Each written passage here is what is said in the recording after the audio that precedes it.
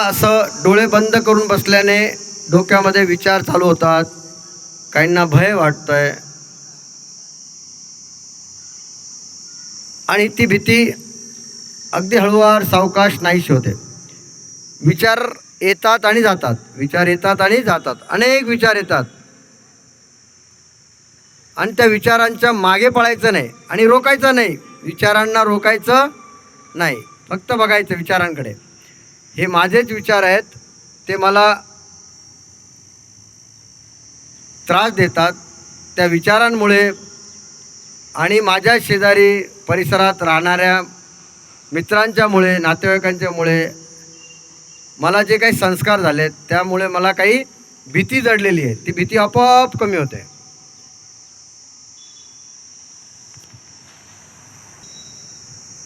सहा मिनटं झालेले आहेत, फक्त 4 मिनटं राहिले. हळूहळू विचारांची गती कमी होते. विचारांची गती कमी झाली, विचार कमी झाले की विचार शून्य होतो. त्यालाच म्हणायचं समाधी. त्यालाच म्हणायचं समाधी. कुठलाही विचार नाही, दुःख नाही, सुख नाही, आहे त्या परिस्थितीतून एकदम फ्रेश स्टार्ट. भरपूर ऊर्जा, प्रचंड शक्ती, सामर्थ्य आपल्यामध्ये आहे, याची आपल्याला जाणीव होते. 10 मिनटं स्तब्ध बसणे ही फार मोठी परीक्षा आहे. आधी तर डोळे बंद करणे हा पण फार मोठा अभ्यास आहे. परंतु तुम्ही फार सुंदर, सगळ्यांचे डोळे 100% बंद आहेत, 100% डोळे बंद आहेत. हीच फार मोठी परीक्षा आहे.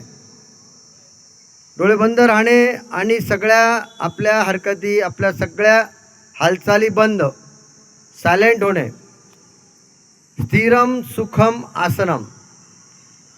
शरीराची स्थिरता, मनाची स्थिरता लाभली की अभ्यासाला गती मिळते. अभ्यास आपोआप होतो, आपोआप. खूप छान. जेवढी माहिती गुगलवर आहे, इंटरनेटवर आहे, पुस्तकांमध्ये आहे, तेवढी प्रचंड ऊर्जा आणि माहिती, नॉलेज आपल्या स्वतःमध्ये असते आणि आहे. ती सुप्त अवस्थेत असते, त्याची आपल्याला जाणीव होत नाही. असं बसल्याने आपल्याला आपोआप सगळ्या प्रश्नांची उत्तरे सापडतात. आपल्याला कोणी मूर्ख बनवू शकत नाही.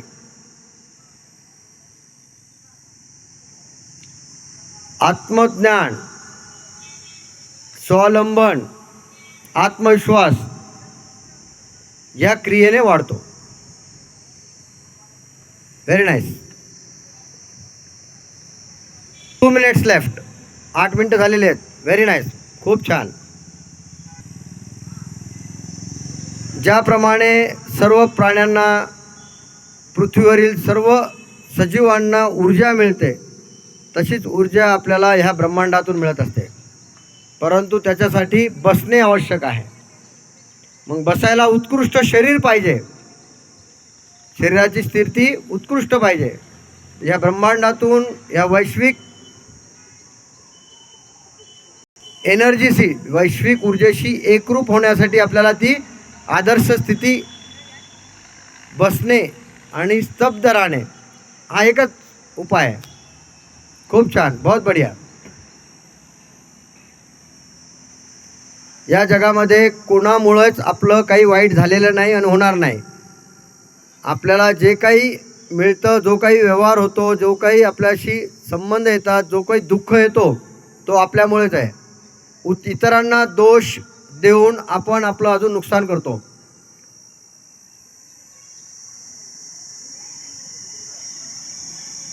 आपलं चांगलं वाईट आपल्याला सर्वांना कळतं. त्याला बसलं पाहिजे. असं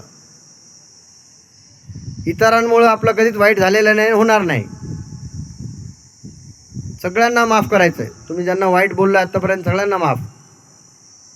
कारण तूच आहेस तुझ्या जीवनाचा शिल्पकार. विचार बदला म्हणजे नशीब बदलेल. विचार बदला म्हणजे नशीब बदलेल. प्रयत्न हाच परमेश्वर. Practice makes man perfect. Very